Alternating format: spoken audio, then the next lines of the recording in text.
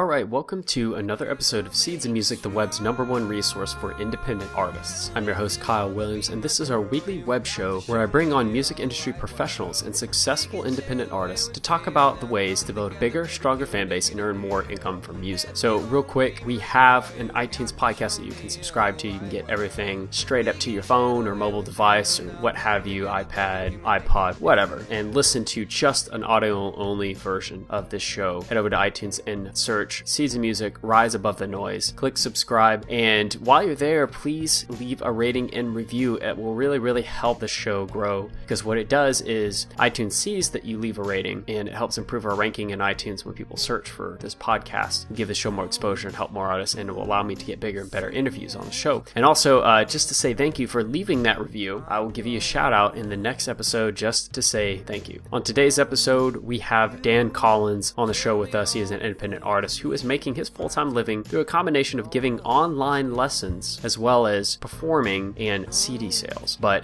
this guy has making bulk of his money from the online lessons that he gives. So it's going to be a really easy interview here. We're just going to talk about his method for how to approach these companies, like how he manages his time between giving these online lessons, and gives you some tips on how you can start earning money in the same fashion. So let's jump right in. All right, Dan, thanks for coming on the Seeds of Music web show. Another full-time independent artist in the bag. Thanks for coming on, man. Yeah, thanks for having me. By the way, like your lighting is perfect, because like the background's extremely dark, but you're completely fully lit, so there's no distractions. Yeah. No distractions visually there. Kudos to that. I'm in the lesson studio. So okay. Nice lighting. Yeah. I'm in the everything studio right now. You know, You've got Windows. I run the show. I watch Netflix. Yeah, it all goes to happen. It all happens here. So, anyways, let's skip the I usually banter in the beginning, but you know, for you, Dan, you are a full-time independent artist making all of your income from music-based sources, which is awesome. It's a feat within itself. I know that one of your biggest source of income is you give lessons online, and I'm just curious, like, when did you first have the idea to give online lessons? Yeah, so I got a degree in music, and I had the proper credentials to teach most ranges of music on the piano. And so I've always been teaching privately in person, but I've always had a little bit of interest in maybe expanding, making myself more available, you know, in this digital world on the internet. I didn't actually independently take a hold of that. I actually got an email from HD Piano, the company that I work for now, and now I'm teaching lessons for them. They're not live in-person lessons like a normal piano lesson would be, but rather they're pre-recorded song lessons. Mm-hmm. And how did they find out? So they emailed you. Do you have any idea how they found out about you? Yeah, so I played with the band. I subbed for a pianist, and he reached out to me. That pianist reached out to me, and now we're connected. Oh, okay. So he worked for the company. Yep, he was one of the first couple guys in the company, and then I subbed a music firm in Chicago, and here I am now. Nice. Oh, so this is all in Chicago. So you gave in-person lessons in Chicago at the time? I did. I had a private studio of maybe 15 or so students. So how did you build up that student base? I'm curious, because like I actually tried giving a shot at giving guitar lessons and here in Los Angeles. It was pretty tough because there's a lot of guitarists, like, period, you know, trying to do the same thing. And I'm just curious, like, how did you go from no students to your first 5? Like, what was your strategy behind that? Yeah, that's a good question. And I had a little help from a company called Take Lessons. Actually, I believe they're based maybe in the Bay Area, or San Diego, possibly. But I got an email, or I didn't get an email. I emailed them, applied to be a teacher with Take Lessons. The only credentials necessary are that you have a degree, a bachelor's degree in your craft. And then they start placing you with students within the area. You set your radius as to where you'll travel, and then they place students with you. So I was fortunate enough to receive 3 or 4, maybe even 5 from them. And from there, they naturally kind of came. Okay. And that was that. Did you get to how much of the revenue did you keep from that? Yeah, the revenue system wasn't ideal, which is why a lot of teachers wind up taking the students for themselves. I think if they might take 30 or 40% of the lesson fee. So a lot of teachers will gravitate away from take lessons. Take lessons will stop placing students with you, but they've at least set you up. They've taken a little money from you too. So. Oh, okay. So, so that's like a good jumping board to kind of build your own personal network of students and keep more of that profit. And what now that you've gotten how many years did you do that before you started to move to online lessons specifically? Yeah, well, again, it's always been really interesting to me. I have a couple students that I do teach over Skype, just because our locations don't allow us to get together. And that was the first experience I had with online lessons, those being live. Now these song lessons that I'd always kind of stumbled across on YouTube when I was maybe searching for a song or a certain part of the song I just couldn't quite crack. Learn Break Even by the Script or something. Mm-hmm. Then these videos by HD Piano will pop up. These are the lessons that I'm now teaching, and I've liked the transition. It allows for it's more passive income for a company, kind of constant. People can watch them as many as they want with just a few teachers, and it's not tough work. I mean, the songs they're pop songs, so dissecting them and teaching them is a very simple process. So, like, you create videos, and the students they sign up and they're able to watch the videos. You don't sit over Skype with them and do precisely.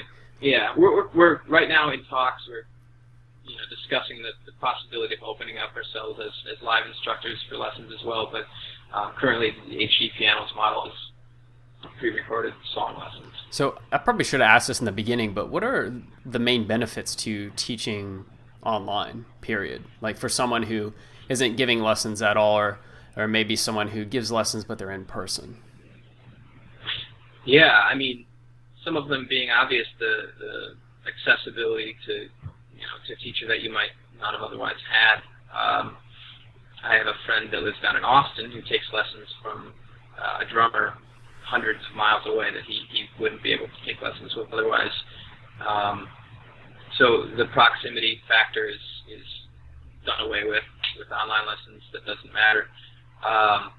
It's really convenient, again, because you're in your house, so I can teach the lessons in my underwear if I want.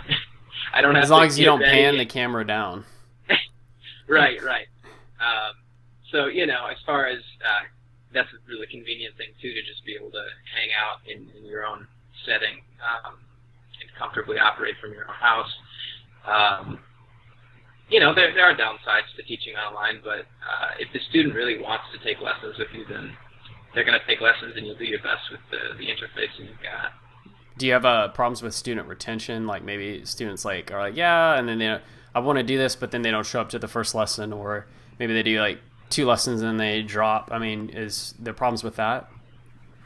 I can't speak directly to that. Only having one Skype student right now that I teach live, okay. And she's been loyal, so I can't really speak directly to that. I know the HD Piano students that sign up for our library of songs. Mm-hmm. They're pretty loyal, and they most of them stick around after our trial. So yeah. If you had the choice between doing in-person lessons and online lessons, which would you choose? Like, which do you think is more is just better? No, that's hard. It's hard to say because there's a lot of benefits, obviously, to being in person. Playing an instrument is a tangible thing. Yeah. To be able to see the fingers in 3 dimensions, and it's making me want to play guitar right now. Yeah, exactly. Yeah. So, plus, it's fun to see their face, like when they're like, "Oh shit, how'd you do that?" And you're like, "Yeah, just do this right here. Put your, do a little strum like that." If I'm being honest, the lessons that I do have had online, I get more impatient quicker. Time takes a lot longer, it seems. But in person, to give the point across, because you're like trying to show them over this camera. It's tough. Yeah, definitely. Yeah, and it just feels like a lot of wasted time, and you're just kind of dragging on. So yeah, I might prefer in person, but I've never had a studio of 30 or 40 students, so it can be tough to juggle that.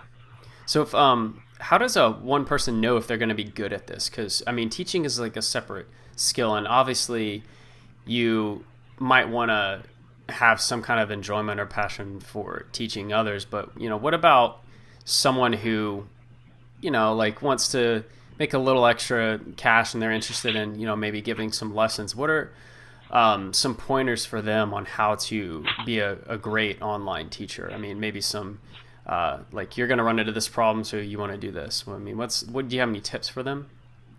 Yeah, that's a good question.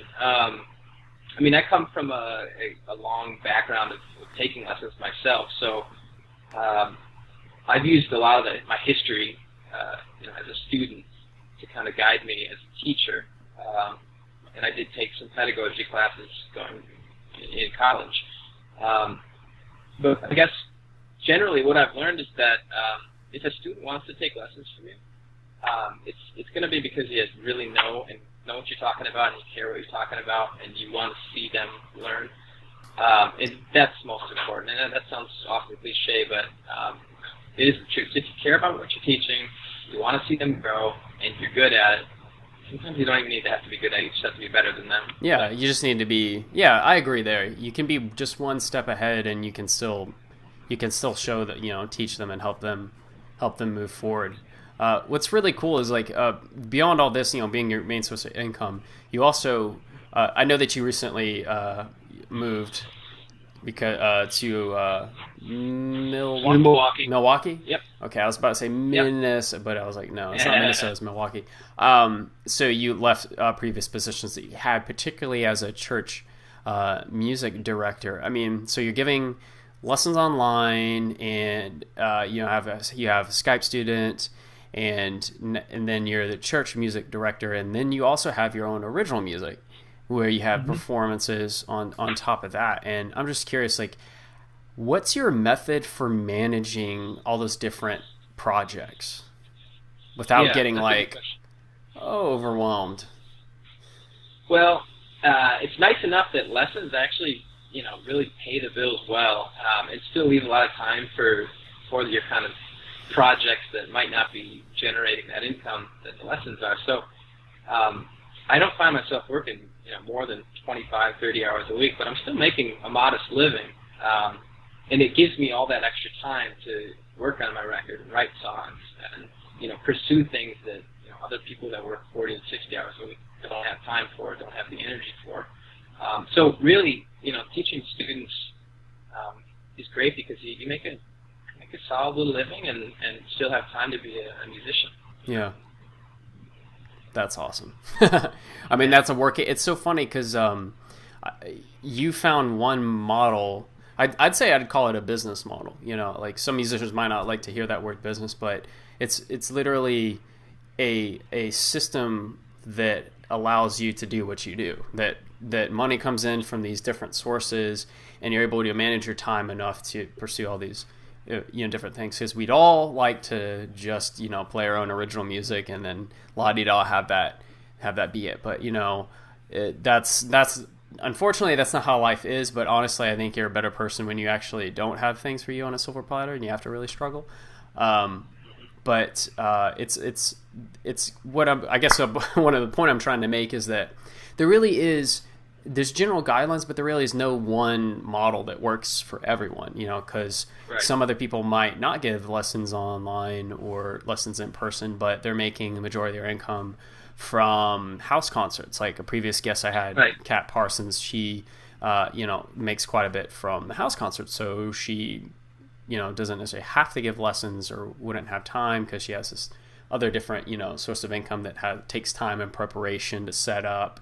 And that's all the relationship building that goes into getting those people to contact her, or she contacts them through her email list to say, hey, I want to play this house concert. So, I mean, this is like, you've got this working model that if other musicians are interested in doing something similar, they can kind of follow that. You seek out to give lessons online with a combination of over Skype or maybe in person, and that brings you in enough cash to pay close to the majority of your bills or maybe all of your bills, and then you have time outside of that to do other things. I think that's really awesome. I'm curious though, what is your What does your morning look? Do you have a morning routine? Are you a morning person or not? And no, I'm just in 8 hours of sleep. So whenever I go to sleep, I'll wake up in 8 hours, and then my day starts. Okay, so sometimes, let's say 12 o'clock is your 8 hour you wake up. Okay, maybe it's whenever you wake up technically is the morning, even if they stop serving breakfast at Burger King or whatever, which I guess is past like 11 a.m. Although I haven't been in a Burger King in a long time for good reason. But I'm just curious, what does your morning routine look like? What is that first hour? Yeah, so I wake up, get some breakfast in me, energized, and then I'm recording a lesson usually within half hour to an hour of waking. Record the lesson. I usually do two in the morning, these song lessons, these pre-recorded song lessons, and that'll take about maybe 4 or 5 hours, at which that point I can, I'm free to really do whatever I want if the rest of my day is open. So then I'll maybe spend several hours writing, producing, recording the music that I'm really passionate about. So pretty much like for 4 or 5 hours a day, like you can just do the work to pay your bills. But I'm curious, is that Monday through Friday or is that every single day? Yeah, so it's a quota-based job with this company. So as long as I get the number of videos that's expected from me done or more, then my job is complete, and then I'm free to do whatever. So I have a lot of liberty, and I'm really fortunate in that sense. I talk to so many people about their 9 to 5s, and it just stresses me out thinking about having to go to a job. Yeah. Today. And is like the whole 40-hour work week, that was like came about because of the labor movement. We used to work much longer than that, but it's like 40 hours is such an arbitrary number. I mean, who's to say that you have to work 40 hours to get certain things done? Some people work longer than that, and then there's some people who are just super productive, and they maybe work less than 40 hours a week on their music-based stuff, and they get more done than someone who works 60 because they have focus, and they work on their energy and their just basically time management. Which I'm curious, do you ever think about time management? I mean, do you have like a time management strategy? What is that? Yeah, I pride myself in my efficiency and my use of my hours. Big Google Calendar guy, Oh yeah. Color coded and go Google Calendar. So kind of religious in that sense, and I don't like wasting time. Once in a while I'll find a TV show to binge watch a week, and Breaking Bad. Yeah, and maybe once in a while I'll spend too long on Reddit. But other than that, I have very few time-wasting habits. What's the biggest time-wasting habit in your opinion? Well, the internet is such a black hole. Well, that's a broad one, though. I mean, internet is broad because you do work on the internet too. I mean, you have your business on the internet, so you can't. It's not. I mean, like a specific task, not like a media outlet. Because you could say, TV could be a waste of time, but specific task. What's the biggest time vampire for you? I'm having a hard time, honestly, because I feel like I don't have any. But probably just browsing, like Reddit or something. Just Reddit. There you go. Yeah, Reddit for sure. But few and far between are those sessions, though. So I feel like and maybe that's why I've been fortunate enough to live my 25 to 30 hour work week, maybe even less, just because I've been so focused on just getting stuff done in the time that I've got and not wasting time. So do you have? I don't know. Do you have like ground rules that you set for yourself, like guidelines for? I mean, it's like company guidelines, but really like personal guidelines, like no matter what, each day I have to do this or what. What are your rules you set for yourself? Yeah, well, I often find myself telling myself that okay, we're getting this done first, and then you reward yourself, kind of treating myself to time with my own stuff once the chores are done, if you will. Yeah. So that's a big thing. It's just really kind of having that self-discipline to complete the tasks that you need to get rent paid and everything. So, Yeah. Yeah, I don't know. Otherwise, I just think I was brought up using my time well. And the funny thing is I've always skated by. Like, it feels like going through high school and college, I've done just enough. And, you know, I was a B-plus student through both. And so I think that mindset's kind of carried through to my career. Yeah. Like, I'm not making a killing, but I'm working as little as possible. You're above like 90% of musicians out there. I mean, just if you're able to, you know, pay your bills and all your majority of your time spent has to do with music. I mean, no one wants to struggle financially, but I just think people, they I can't think of the word for it, but they overstate the importance of like making it big or whatever, you know, like why do you have to why is the only like definitions of success for some people to be, you know, make massive amounts of money or massive amounts of fame, which the two don't necessarily go in with each other, as opposed to being like a working class musician or even a middle class musician. Some people, I've heard some people say that middle class musician doesn't exist, but that's BS, because I've been meeting them and bringing them, you know, onto the show. It's just they understand the business of them, you know. Right. They have a grasp of that. They understand the opportunities they need to take. They manage their time well, and they do stuff that they don't like. You know, they understand that they have to do things that they don't necessarily enjoy as much as just creating the music, because the musicians I find that seem to lose out, or the jaded, you know, the ones that are jaded, they kind of ignore some things like that. Yeah, it's not so black and white. It's not so polar. And that's what you're right. Like, non-musicians and even some musicians don't understand that. You know, so you're a musician. What do you do? You know, how do you make a living? Well, I do a few things, and I work less than you, and I probably make close to as much as you. You know, like, I don't, you know, not to sound snooty, but like, I always get like kind of mad, and I want to say that. Because I feel like you're always sticking up for yourself. I feel like you're always sticking. Yeah, there's kind of this gulf. I'm curious to see what you think about this. Do you think it's enough to just make great music and that's it? Everything else falls into place. Now we're getting into philosophy of, you know, of art, but I don't know. I think it's beyond. I think it's very pragmatic. I don't think it's I mean, it's philosophical when you think about if you phrase the question like, is making great music enough for you? But I mean the question to say, is it enough to just make great music, and then your music career falls into place? Meaning the fans start coming to you, the money starts coming to you, people start coming out of the woodwork, because there's this kind of have you ever heard of survivor bias?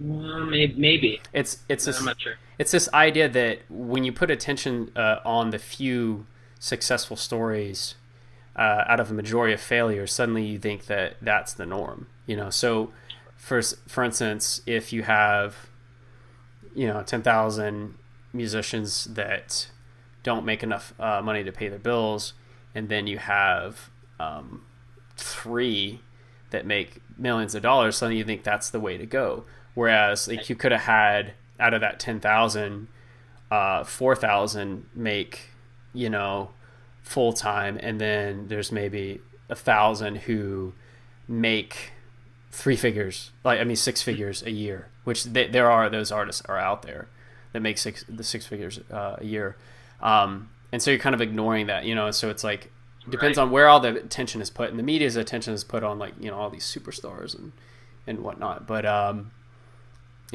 that's basically that idea of the survivor bias in action, where we think about these artists who made incredible music and things did go kaboom for them, you know, mostly pre like 2000, you know. Yeah, right. But behind that is there's a lot of some of those artists, there's a lot of hard work and hustle too that you don't see. Yeah. So they're like a 10-year overnight success. Like, I'll take Black Keys for instance. I remember hearing about Black Keys in 2002 or 2003 when they had the album Rubber Factory, and I was like, oh, it's like, you know, two white dudes, you know, blues. I was like, I liked it. I dug his voice. I was like, and I enjoyed it. but it wasn't until they put out the album Brothers in 2010 that everybody like Yeah. suddenly they were Yeah. everywhere, and I was like, oh man, Black Keys, they sound very different because their sound had evolved. Evolved to a certain point, but then so people were like, "Oh, Black Keys out of nowhere," but like they had already been playing for quite some time. So it's I just was curious what you think about like that idea. I mean, is it enough to just make great music and then your career just like falls in your lap? You're like, thank you. Yeah, I understand the question better now. Yeah, and I think being a realist and maybe more of a pessimist in some instances kind of helps that, because then if you are a musician and you're going to pursue it as a career, then you just look a little bit higher, right? You're like, I guess I could be like that guy that makes a small living. Yeah. And then when you get there, it's like, wow, I did this now. It's much more practical, because looking way out there and saying, wow, that guy did that. I'm never going to do that, or I have to get really lucky to do that. Yeah. Like you were saying, like everybody grinds it out. I mean, Bruno Mars was writing songs for all these big stars for years before he got famous. Yeah. And so to make good music is certainly the thing. And I think maybe the question that I'm more familiar with is, or the cliche rather, is do what you love and then the money will come, that kind of thing. Mm-hmm. And but it's applicable. It is. It's a gray area, because they're for sure. Right. Like I've talked to so many artists that they do what they love, but they also do things they don't love that are because it supports what they love. Do a little bit, right? Do a little bit of what you don't love, right? Yeah. But always work towards the majority of your time being something that you doing work that you enjoy. And it's a long road. I mean, how long did it take for you to get to the point where you're at when you first started?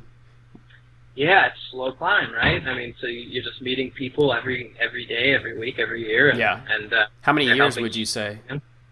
So I've been out of college for 3 years, and so my career's small, but I don't know. I guess it's been a climb since I was maybe 16 or 17 when I launched a MySpace page. So 8 years, and I'm here. So I feel good, Awesome, man. Awesome. Well, Dan, thanks for coming on the show, man. I'm going to wrap it up here. It's a lot of great information there. It's great to bring on someone else who's making it happen out there, when everybody else is like poo-pooing on the whole music industry and like, oh yeah, artists can't do this and can't do that. I just like to provide a counterbalance to all that negativity, and hopefully anybody that's listening will definitely consider giving some lessons like online or in person, in order to kind of get some income. I mean, maybe you'll make all of your income, or maybe you'll just make income on the side.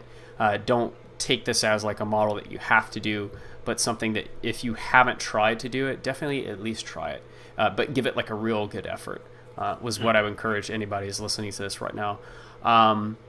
So yeah, and that pretty much wraps it up there. I know you also are working on something new coming up, has yet to be named. Can you tell us a little bit about that? Yeah, so I've been releasing music under the eponym Dan Collins and the Piano, and I've got a record coming out pretty much entirely self-produced. New songs, exciting, just having fun at my computer more than anything. So yeah, hopefully this fall that'll be out. Awesome. And how can we get in touch, staying up to date with what you're doing? Yep, I'm on the Twitter sphere and on Facebook, and my website's dancollinsandthepiano.com. Awesome. We'll have that linked up below, guys, so check out his links and give support through that. And if you're interested in taking some lessons with him, you'll find him on hdpiano.com as well. So, Dan, thanks for coming on the show. Thanks for having me on, Kyle. Check you later. And that wraps up this week's episode of Seeds of Music. I hope you enjoyed this episode. Make sure to check out Dan's links below. Check out what he's doing, sign up to his email list, and give your support for his music. Also, if you're thinking about taking some piano lessons too, you can also hit him up at hdpiano.com. And if you haven't yet, sign up for our email newsletter, the Seeds of Music newsletter. You'll get updates on new interviews, vlog episodes, articles, and a whole bunch of hoopla, special content to help you build a bigger fan base and sell more music online. And again, subscribe to our podcast if you didn't get a chance to. I know a lot of you'd like to just listen instead of watch, so you can definitely do that. Hit subscribe, get all the episodes. And if you enjoyed this interview, feel like you learned something value from it, please like it on Facebook, share it on Facebook, and tweet it out on Twitter. And last, comment on the video. I'd love to hear what your thoughts are on these interviews. Maybe you know someone who should be on this show, or maybe that person is you. I've got an email with an open door policy, kyle.seedsofmusic@gmail.com. Just send me an email, I'll get right back to you. At the most, it may take me 2 days, but I answer every email that comes through. Remember, we are the future of music.